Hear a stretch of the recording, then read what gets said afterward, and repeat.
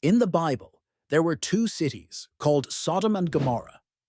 These cities were filled with people who made very bad choices and didn't listen to anyone, not even God.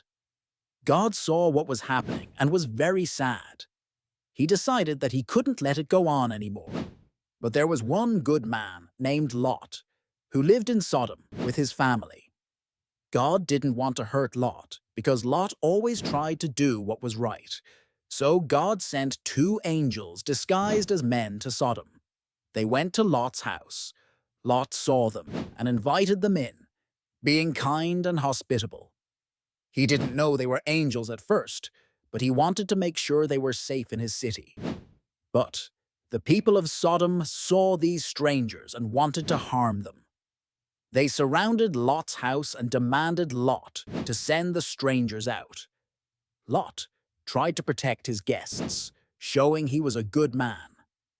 They told him, "You need to leave this city with your family because God is going to destroy it for being so wicked."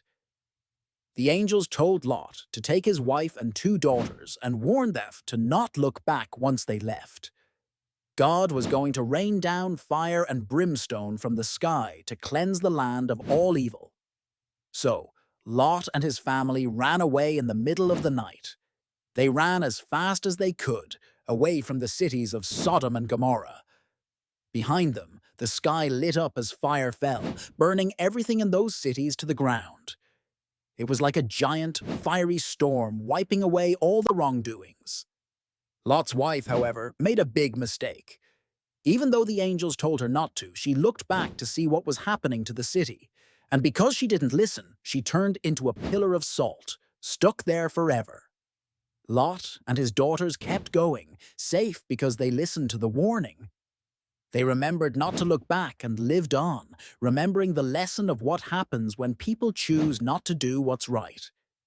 They learned the consequences of bad choices and the importance of listening and following guidance, especially when it comes from God.